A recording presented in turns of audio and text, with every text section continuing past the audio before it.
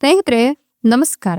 ನಿಮ್ಮ ಮೇಲೆ ನಗಾಡಿದ ಮುಖಗಳು ಇದೀಗ 2026ರಲ್ಲಿ ನಿಮ್ಮ ಯಶಸ್ಸನ್ನ ನೋಡಿ ಅವರೇ ಬದಲಾಗ್ತಾರೆ. ನಿಮ್ಮ ಜೀವನದಲ್ಲಿ ದೊಡ್ಡ ಪವಾಡ ನಡೆಯಲಿದ್ದು ನಿಮ್ಮ ಶೈನ್ ಟೈಮ್ ಶುರುವಾಗ್ತಿದೆ. ನೀವು ಕಾಯ್ದದಕ್ಕೆ ಇದೀಗ ನಿಮ್ಮ ಸಹನೆಗೆ ಫಲ ಕೊಡ್ತಕ್ಕಂತ ಟೈಮ್ ಶುರುವಾಗಿದೆ. ಹಾಗಾದ್ರೆ ಕನ್ಯಾ ರಾಶಿಯವರ ಟೈಮ್ ಹೇಗಿದೆ, ಇವರ ಜೀವನದಲ್ಲಿ ಏನೆಲ್ಲ ಆಗುತ್ತೆ ನೋಡ್ತಾ ಹೋಗೋಣ. ಅದಕ್ಕಿಂತ ಮೊದಲು ನೀವು ಕೂಡ ಕನ್ಯಾ ರಾಶಿಯವರಾಗಿದ್ರೆ ಈಗಲೇ ವಿಡಿಯೋಗೊಂದು ಲೈಕ್ ಕೊಟ್ಟು ಪ್ರತಿದಿನ ದಿನ ಭವಿಷ್ಯ ತಿಳಿಯಲು ನಮ್ಮ ಚಾನೆಲ್ ಅನ್ನ ಸಬ್ಸ್ಕ್ರೈಬ್ ಮಾಡಿ. ಹಾಗೆ ಬೇಗನೆ ನಮ್ಮ ವಿಡಿಯೋದ ನೋಟಿಫಿಕೇಶನ್ ಪಡೆಯಲು ಬೆಲ್ ಬಟನ್ ಕ್ಲಿಕ್ ಮಾಡಿ ಆಲ್ ಅಂತ ಕ್ಲಿಕ್ ಮಾಡ್ಕೊಳ್ಳಿ. ನಿಮ್ಮ ಜೀವನದ ಸಕಲ ಸಮಸ್ಯೆಗಳಾದಂತಹ ಸತಿಪತಿ ಕಲಹ, ಪ್ರೀತಿಯಲ್ಲಿ ಮೋಸ, ಭೂಮಿ ವಿಚಾರ, ಕೋರ್ಟ್ ಕೇಸ್, ವ್ಯಾಪಾರ, ಹಣಕಾಸಿನ ತೊಂದರೆ, ಸಾಲಬಾಧೆ, ಸ್ತ್ರೀಯರ ಗುಪ್ತ ಸಮಸ್ಯೆ, ಹೀಗೆ ಹಲವಾರು ಸಮಸ್ಯೆಗಳಿಗೆ ಶಾಶ್ವತ ಪರಿಹಾರ ಮಾಡಿಕೊಡ್ತಾರೆ.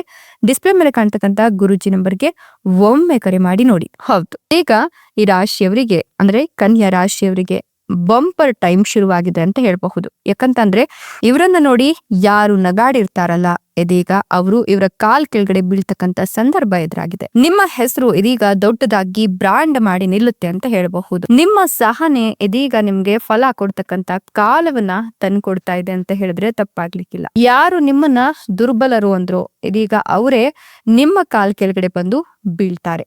ಹೌದು, ನಿಮ್ಗೆ ಇದೀಗ ದಿಕ್ಕು ದೆಸೆ ತೋರಿಸ್ತಕ್ಕಂತ ಸರ್ವತೋಮುಖ ಅಭಿವೃದ್ಧಿಯನ್ನ ಸೂರ್ಯ ದೇವನು ಕರುಣಿಸ್ತಾ ಇದ್ದಾನೆ ಅಂತ ಹೇಳಿದ್ರೆ ತಪ್ಪಾಗ್ಲಿಕ್ಕಿಲ್ಲ. ನಿಮ್ಮ ಉನ್ನತಿ ಇನ್ಮುಂದೆ ಎಲ್ಲಿಯೂ ಕೂಡ ಸ್ಟಾಪ್ ಆಗೋದಿಲ್ಲ.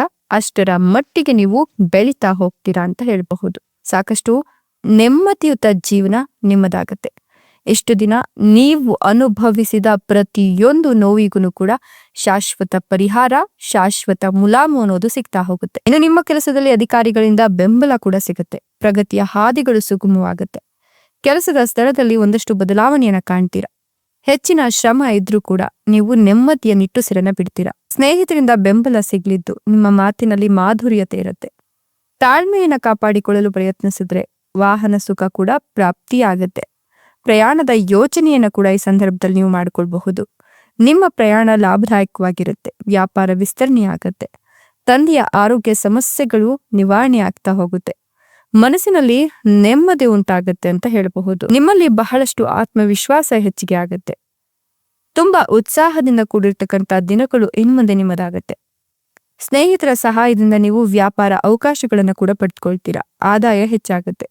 ಕೋಪದ ಕ್ಷಣದಲ್ಲಿ ಮತ್ತು ಸಮಾಧಾನದ ಕ್ಷಣಗಳು ನಿಮ್ಮ ಜೀವನದಲ್ಲಿ ಒಂದಷ್ಟು ಲಾಭವನ್ನು ತಂದುಕೊಡುತ್ತೆ. ಉದ್ಯೋಗ ಸ್ಥಳದಲ್ಲಿ ಬದಲಾವಣೆಗಳಾಗುತ್ತೆ. ಕುಟುಂಬದಲ್ಲಿ ಸಂತೋಷ ಹೆಚ್ಚಾಗ್ತಾ ಹೋಗುತ್ತೆ. ಜೀವನವು ಇನ್ಮುಂದೆ ಯಶಸ್ವಿಯಾಗಿರುತ್ತೆ. ಮನಸ್ಸಿನಲ್ಲಿ ಸಕಾರಾತ್ಮಕ ಆಲೋಚನೆಗಳು ಒಂದಷ್ಟು ಪ್ರಭಾವವನ್ನು ಬೀರುತ್ತೆ. ಸಾಧ್ಯವಾದಷ್ಟು ಕೋಪವನ್ನ ತಪ್ಪಿಸಿ ಜಾಗರೂಕತೆಯನ್ನ ವ್ಯವಹಾರದಲ್ಲಿ ವಹಿಸಿದ್ರಿ ಅಂದ್ರೆ ಹೆಚ್ಚಿನ ಶ್ರಮ ನಿಮ್ಗೆ ಸಾಕಷ್ಟು ಲಾಭವನ್ನ ತಂದುಕೊಡುತ್ತೆ. ಪೋಷಕರಿಂದ ನೀವು ಹಣವನ್ನ ಪಡ್ಕೊಳ್ತೀರಾ. ಉತ್ತಮ ಸ್ಥಿತಿಯಲ್ಲಿರ್ತೀರಾ. ಪೂರ್ಣ ವಿಶ್ವಾಸವನ್ನ ನಿಮ್ಮ ಮೇಲೆ ಇಡ್ತಾರೆ. ತಾಳ್ಮೆಯನ್ನ ಕಾಪಾಡಿಕೊಳ್ಳಲು ಪ್ರಯತ್ನಿಸಿದರೆ ಖಂಡಿತವಾಗಿಯೂ ಕೂಡ ಸಮಾಧಾನದ ಕ್ಷಣಗಳು ನಿಮ್ಗೆ ಲಾಭವನ್ನ ತಂದುಕೊಡುತ್ತೆ ಅಂತ ಹೇಳಬಹುದು. ಆದಾಯದ ಪರಿಸ್ಥಿತಿ ಸುಧಾರಿಸಲಿದ್ದು ಭರವಸೆ ಮತ್ತು ಹತಾಶೆಯ ಮಿಶ್ರ ಭಾವನೆಗಳು ಮನಸ್ಸಿನಲ್ಲಿ ಉಳಿಯುತ್ತೆ ಅಂತ ಹೇಳಬಹುದು. ವ್ಯವಹಾರದಲ್ಲಿ ಪ್ರಗತಿಗೆ ಅವಕಾಶಗಳು ತೆರೆದುಕೊಳ್ಳೋದ್ರ ಜೊತೆಗೆ ನಿಮ್ಮ ಆರೋಗ್ಯದ ಬಗ್ಗೆ ನೀವು ಕಾಳಜಿಯನ್ನು ವಹಿಸಬೇಕಾಗತ್ತೆ. ಅನಗತ್ಯವಾಗಿ ಆಗ್ತಕ್ಕಂಥ ಒಂದಷ್ಟು ವಿವಾದಗಳನ್ನ ನೀವು ತಪ್ಪಿಸೋದು ತುಂಬಾನೇ ಒಳಿತಾಗತ್ತೆ. ಆದಾಯ ಹೆಚ್ಚಾಗ್ಲಿದ್ದು ಆರೋಗ್ಯದ ಬಗ್ಗೆ ಗಮನವನ್ನ ಕೊಡಿ. ಮಾನಸಿಕ ಶಾಂತಿಗಾಗಿ ಧಾರ್ಮಿಕ ಕಾರ್ಯಗಳಲ್ಲಿ ತೊಡಗಿಸಿಕೊಳ್ಳೋದು ಹೆಚ್ಚಾಗ್ತಾ ಹೋಗಬಹುದು. ಶೈಕ್ಷಣಿಕ ಕೆಲಸದಲ್ಲಿ ನೀವು ಯಶಸ್ಸನ್ನ ಪಡ್ಕೊಳ್ತೀರಾ. ಕೆಲವು ಹೊಸ ಆದಾಯದ ಮೂಲಗಳು ಬೆಳೆದುಕೊಳ್ಳುತ್ತೆ. ಕೆಲಸದ ಸ್ಥಳದಲ್ಲಿನ ತೊಂದರೆಗಳು ಇನ್ಮುಂದೆ ನಿವಾರಣೆಯಾಗುತ್ತೆ. ಸಂಭಾಷಣೆಯ ಸಮಯದಲ್ಲಿ ನಿಮ್ಮ ಮಾತಿನ ಮೇಲೆ ನಿಗಾ ಇರ್ಲಿ. ಶೈಕ್ಷಣಿಕ ಕೆಲಸದಲ್ಲಿನ ಅಡೆತಡೆಗಳು ನಿವಾರಣೆಯಾಗುತ್ತೆ. ನಿಮ್ಮ ಮಕ್ಕಳ ಆರೋಗ್ಯದ ಬಗ್ಗೆ ನೀವು ಕಾಳಜಿಯನ್ನು ವಹಿಸ್ತೀರಾ. ವ್ಯಾಪಾರ ವಿಸ್ತರಣೆಯಾಗಲಿದ್ದು ಕಠಿಣ ಪರಿಶ್ರಮ ನಿಮಗೆ ಫಲವನ್ನು ತಂದುಕೊಡುತ್ತೆ. ಪ್ರಯೋಜನಕಾರಿ ಫಲಿತಾಂಶಗಳನ್ನು ನೀವು ಕಾಣ್ತೀರಾ. ಉದ್ಯೋಗದಲ್ಲಿ ಸ್ನೇಹಿತರಿಂದ ಸಹಾಯ ಕೂಡ ಸಿಗೋದ್ರಿಂದ ಸರ್ಕಾರಿ ಕೆಲಸದಲ್ಲಿ ಯಶಸ್ಸನ್ನ ಕಾಣ್ತೀರಾ ಅಂತ ಹೇಳಬಹುದು. ಇನ್ನು ಈ ಒಂದು ಸಂದರ್ಭದಲ್ಲಿ ನಿಮ್ಮ ಪೋಷಕರ ಬೆಂಬಲ ನಿಮ್ಮ ಪ್ರೀತಿಗೆ ಸಿಗುತ್ತೆ. ಹೀಗಾಗಿ ನೀವು ಇಷ್ಟಪಟ್ಟವರನ್ನೇ ಮದುವೆಯಾಗುವ ಎಲ್ಲ ಅವಕಾಶಗಳು ಕೂಡ ಗೋಚರವಾಗ್ತದೆ.